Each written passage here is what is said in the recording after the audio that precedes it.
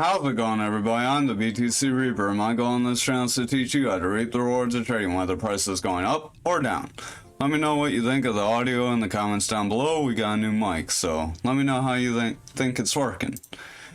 FDIC demands any buyer or signature bank give up on crypto. As the FDIC court prepares to auction off Signature Bank, it has made it clear that the buyer has stopped doing business with crypto to anonymous sources told Reuters. If that's true, it would seem to confirm suspicions that regulators targeted Signature Bank because it did business with the crypto industry. Earlier this week, Barney Frank, an ex-congressman who helped with the Dodd-Frank Act, told CNBC that banking regulators shuttered the bank to send a very strong anti-crypto message. The New York Department of Financial Services was quick to dismiss his claim, saying in a statement that the decision to place Signature Bank into receivership was based on current status of the bank and its ability to do business in a safe and sound manner. Well, then why don't they want them to do business with crypto if that's the case? The FDIC said it will accept bids until tomorrow for Signature Bank and Signature Valley on March 10th. What? Oh, it shut down them on March 10th. So they're accepting bids for both of the banks until tomorrow. They failed to sell SBV as no one wanted to bid on it. Well, if you're going to say no crypto to a bank that deals in crypto, you're not going to get any buyers. It should be common sense, but that's the people that run our country. FTX entities paid Bankman-Fried and other top execs more than $3 billion before the collapse. The company now says there are around $3.2 billion doled out to former CEO Sam Bankman-Fried and 5 other members of his inner circle before the collapse. Late on Wednesday, FTX provided more information about executive payments from its most recent bankruptcy court filings. In a press release, FTX said Bankman-Fried saw $2.2 billion in payments and loans, most of this money coming from Alameda Research. The other payments include $587 million to Nishad Singh, $246 million to Xiao Gary Wang, and $87 million to Ryan Salam, $25 million to John Samuel Trabucco, and $6 million to Carolina Ellison. So, out of all these people, his ex-girlfriend gets the least. The company said that over $240 million of this money was spent on luxury property in the Bahamas, where the company was previously based, as well as political and charitable donations. So it went to getting them luxury homes and paying off governments to allow them to try and keep doing what they're doing. Ethereum is one step away from staked ETH withdrawals. Ethereum Shanghai upgrade, which will enable the withdrawal staked ETH, has successfully rounded the final corner to the buildup of its much anticipated April launch. The Gorley testnet, essentially a comprehensive dress rehearsal of Shanghai, wow, I can't talk there, launched late Tuesday and finalized roughly 90 minutes later. So unlike Solana, they did an upgrade and it didn't break the whole chain, and they got everything resolved in 90 minutes, not 8 hours. According to multiple Ethereum core developers, the brief delay was caused by some validators running older versions, which is what broke Solana. Those validators were swiftly brought on board, though allowing the testnet to successfully resolve. And there's a little bit more useful information, not too much more. Ethereum's core developers have done everything in their power to get this upgrade out the door as quickly as possible, and in doing so, they've done some things that is getting some flack. Like in January, those developers removed other much needed improvements to the Ethereum from Shanghai in order to hasten the release. Some core developers criticize this as an unwise sacrifice for the short term and could potentially hurt Ethereum over the long term. Should this testnet launch around March 14th, the real upgrade could be expected to go live sometime mid-April, which we are on track for that. So, a day late, but we're still on track. Don't know why this is all bolded like that. I did not highlight that, so staking is supposed to go live April, but not everyone's going to be able to get their rewards immediately or even in the same month, it says, and this could take a few months to complete, and they'll all depend on user demand. which I imagine user demand will be fairly high, because there's going to be a lot of people that want to take their profits, and possibly some people that may want to get out of Ethereum.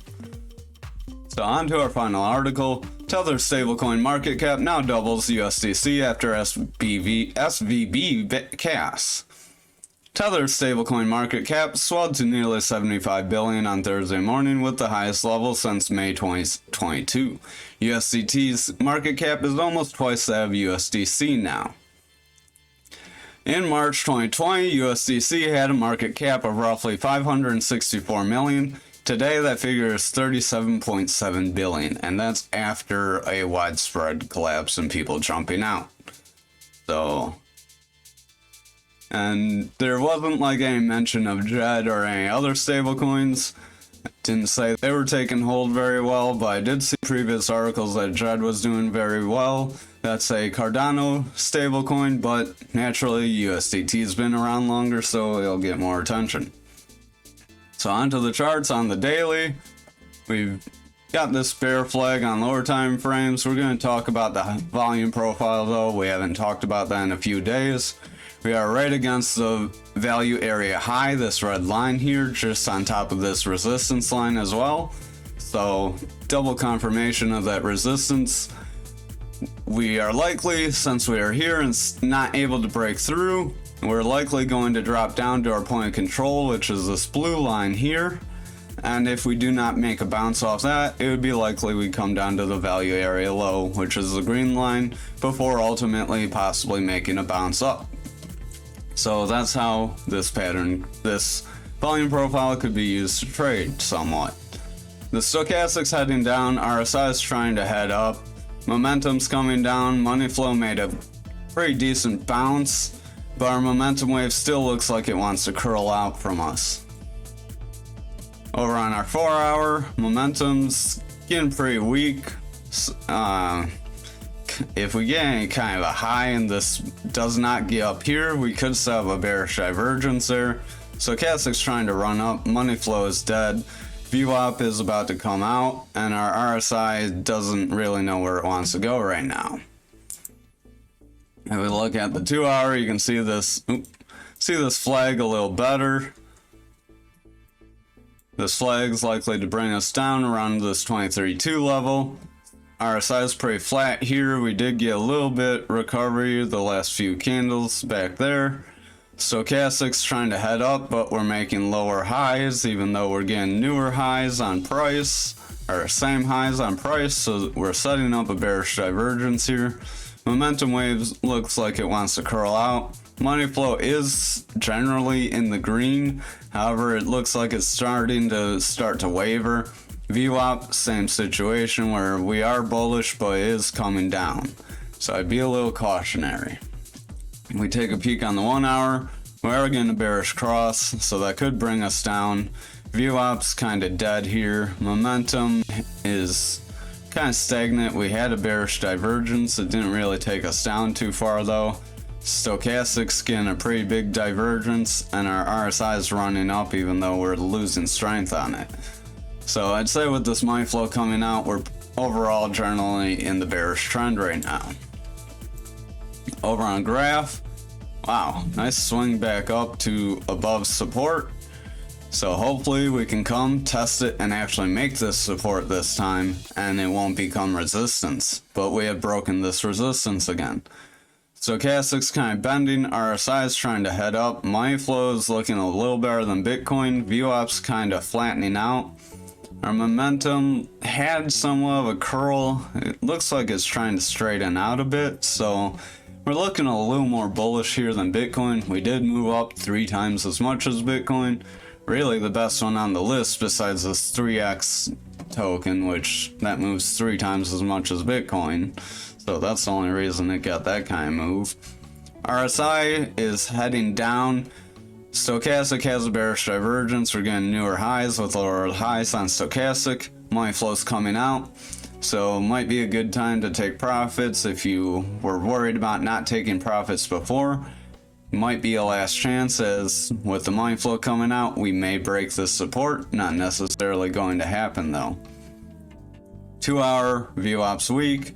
Money flow is generally coming up, however it's been heading down the last few candles. Momentum wave has a bearish divergence, RSI is coming down, and our stochastic's heading down. So overall we're getting more bearish signals than bullish signals. Over on the 1 hour, pretty similar, stochastic's pretty dead, RSI is starting to weaken, VWAP's really bearish. Money flow's in the bullish zone, so if this can sustain, maybe we can kind of drag up the 2 hours pretty decent.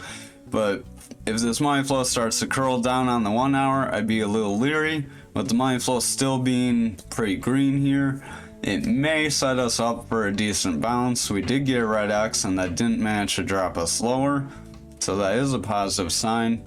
But I'd kind of expect, like the last time this ran up more than Bitcoin, that we may see some profit taking tomorrow. And it could be a little heavier than if Bitcoin falls too.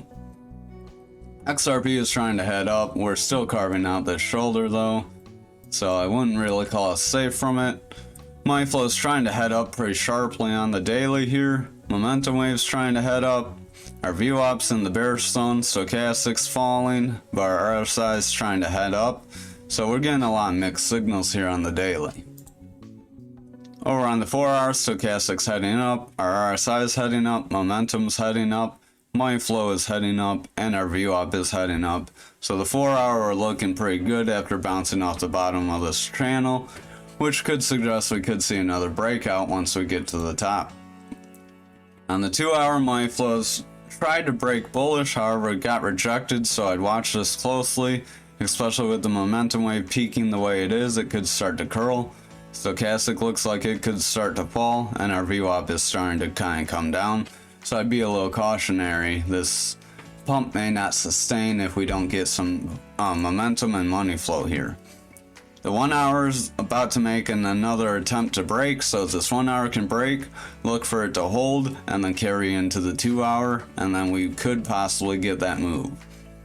Momentum wave's kind of rounding, VWAP's kind of rounding with a lower high, stochastic's falling, and our RSI is kind of rounding. So overall we're not looking too strong on the 1 hour, we just have that hope that the money flow can flip bullish, and if that does, that could help bring our other indicators up. Over on algo, we broke up out of this channel pretty well. We are making a retouch on our value area low, so kind of like Bitcoin, you see how we bounced off here. If we keep this move up, that means we could sustain, and we're likely to meet resistance at this point in control. We didn't fall through, so that's a good sign for that kind of a move, but money flow is coming out, so that's a bad sign. VWAP's heading down, momentum wave is starting to curl, and our stochastic's starting to curl, and our RSI is setting up lower highs, so not looking the strongest there. 4 hour, we are trying to get a green dot and curl. VWAP's heading up, money flow is generally coming up. Stochastic looks like it could cool off, and same with RSI though, so I'd be a little cautionary. We're getting some indecision here. Over on the 2 hour, our money flow is staying pretty flat, so as long as we don't start to dip down, that's good. We have a slight increase, but nothing too exciting. VWAP, slight increase, but our momentum wave is starting to curl. Stochastic starting to curl, so we could get a little bit of a cool off here. Over on the 1 hour, money flow is coming out. RSI is heading, stochastic's heading down. RSI is trying to head up, but it's losing strength, so that may start to curl. Momentum looks like we could start to curl. We did get a green dot, but that may be followed by a red dot soon if we don't get some more momentum here. Thank you for watching tonight's video. I hope you have a wonderful night.